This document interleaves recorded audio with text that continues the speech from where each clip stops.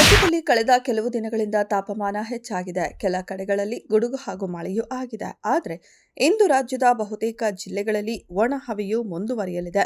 ಬೆಂಗಳೂರು ನಗರದಲ್ಲಿ ಸಂಜೆಯ ವೇಳೆಗೆ ಮೋಡ ಮುಸುಕಿದ ವಾತಾವರಣ ಕಾಣಬಹುದು.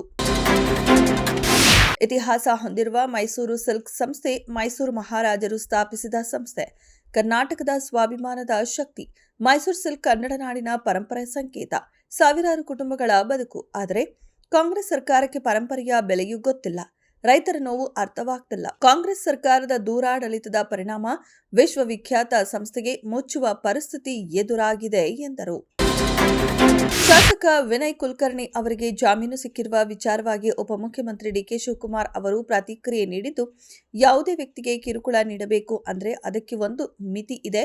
ರಾಜಕೀಯ ಉದ್ದೇಶದಿಂದ ಮುಕ್ತಾಯಗೊಂಡಿದ್ದ ಪ್ರಕರಣವನ್ನ ಯಡಿಯೂರಪ್ಪ ಅವರ ಸರ್ಕಾರ ಸಿಬಿಐಗೆ ಹಸ್ತಾಂತರ ಮಾಡಿ ತೊಂದರೆ ನೀಡಲಾಗುತ್ತಿತ್ತು ಎಂದು ಆರೋಪಿಸಿದ್ದಾರೆ.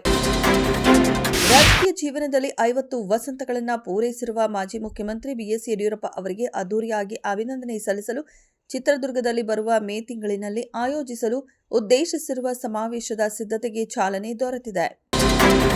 ಮಾರ್ಚ್ 17ರವರೆಗೆ ನಡೆಯುವ ಪರೀಕ್ಷೆಗೆ ರಾಜ್ಯದಾದ್ಯಂತ 1217 ಕೇಂದ್ರಗಳನ್ನು ಗುರುತಿಸಲಾಗಿದ್ದು, ಯಾವುದೇ ಅಕ್ರಮ ಗೊಂದಲಗಳಿಗೆ ಅವಕಾಶವಾಗದೆ ಸುಸೂತ್ರವಾಗಿ ಪರೀಕ್ಷೆ ನಡೆಸಲು ಸಕಲ ಸಿದ್ಧತೆ ಹಾಗೂ ಭದ್ರತಾ ವ್ಯವಸ್ಥೆ ಮಾಡಿಕೊಳ್ಳಲಾಗಿದೆ ಎಂದು ಕರ್ನಾಟಕ ಶಾಲಾ ಪರೀಕ್ಷೆ ಮತ್ತು ಮೌಲ್ಯ ನಿರ್ಣಯ ಮಂಡಳಿ ತಿಳಿಸಿದೆ. ರಾಜ್ಯದಲ್ಲಿ ಬೆಂಗಳೂರು ಸೇರಿದಂತೆ ಹಲವೆಡೆ ಏರ್ ಕ್ವಾಲಿಟಿ ಹದಗೆಡುತ್ತಿದ್ದು, ದಿನದಿಂದ ದಿನಕ್ಕೆ ಹೆಚ್ಚುತ್ತಿರುವ ಈ ನಗರಗಳ ಗಾಳಿಯ ಗುಣಮಟ್ಟ ಸ್ಥಳೀಯರಲ್ಲಿ ಆತಂಕ ಮೂಡಿಸಿದೆ. ಇಂದು ಸಹ ಬೆಳಗಾವಿ, ಕಲಬುರಗಿ ಸೇರಿದಂತೆ ವಿವಿಧೆಡೆ ಗಾಳಿಯ ಗುಣಮಟ್ಟ ನೆಲಕಚ್ಚಿದ್ದು ಸಾರ್ವಜನಿಕರಲ್ಲಿ ಆತಂಕ ಮೂಡಿಸಿದೆ. ವಿಮಾನ ದುರಂತದಲ್ಲಿ ಮೃತಪಟ್ಟ ರಾಷ್ಟ್ರೀಯವಾದಿ ಕಾಂಗ್ರೆಸ್ ಪಕ್ಷದ ನಾಯಕ ಅಜಿತ್ ಪವಾರ್ ಅವರ ಮಗ ಪಾರ್ಥ ಪವಾರ್ ಅವರಿಗೆ ಎನ್ಸಿಪಿ ರಾಜ್ಯಸಭೆ ಟಿಕೆಟ್ ನೀಡಿದೆ. ಎನ್ಸಿಪಿ ಕಾರ್ಯಾಧ್ಯಕ್ಷ ಪ್ರಫುಲ್ ಪಟೇಲ್ ಅವರು ಪಾರ್ಥ ಪವಾರ್ ಹೆಸರನ್ನ ಘೋಷಣೆ ಮಾಡಿದ್ದಾರೆ. ವಿಶ್ವ ಮಟ್ಟದಲ್ಲಿ ಹಲವು ಸಂಘರ್ಷಗಳನ್ನು ಶಮನಗೊಳಿಸಿದ್ದಾಗಿ ಹೇಳಿಕೊಂಡಿರುವ ಅಮೆರಿಕ ಅಧ್ಯಕ್ಷ ಡೊನಾಲ್ಡ್ ಟ್ರಂಪ್ ಅವರನ್ನ ಅಫ್ಘಾನಿಸ್ತಾನ ಪಾಕಿಸ್ತಾನ ಯುದ್ಧದ ವಿಚಾರದಲ್ಲಿ ಅಮೆರಿಕ ಮಧ್ಯಪ್ರವೇಶಿಸುವ ಬಗ್ಗೆ ಮಾಧ್ಯಮಗಳು ಗಮನ ಸೆಳೆದಾಗ ಇಸ್ಲಾಮಾಬಾದ್ ಅತ್ಯುತ್ತಮವಾಗಿ ನಿಭಾಯಿಸುತ್ತಿದೆ ಎಂದು ಪ್ರತಿಕ್ರಿಯಿಸಿದ್ದಾರೆ.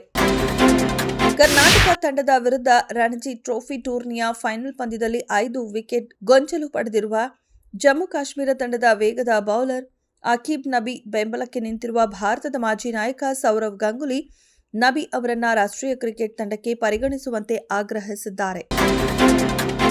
ನಟ ನಿರ್ದೇಶಕ ಸಮುದ್ರಕನಿ ಅವರು ತಮಿಳು ಮತ್ತು ತೆಲುಗು ಭಾಷೆಯಲ್ಲಿ ಸಿಕ್ಕಾಪಟ್ಟೆ ಫೇಮಸ್ ಆಗಿದ್ದಾರೆ. ಕನ್ನಡಕ್ಕೆ ಈ ಹಿಂದೆ ಅವರು ನಿರ್ದೇಶಕರಾಗಿ ಎಂಟ್ರಿ ನೀಡಿದ್ರು. ಯಾರೇ ಕೂಗಾಡಲಿ ಚಿತ್ರಕ್ಕೆ ಸಮುದ್ರಕನಿ ನಿರ್ದೇಶನ ಮಾಡಿದ್ರು. ಆದರೆ ಇದೀಗ ಅವರು ನಟರಾಗಿ ಸ್ಯಾಂಡಲ್ವುಡ್ನ ಕದ ತಟ್ಟಿದ್ದಾರೆ.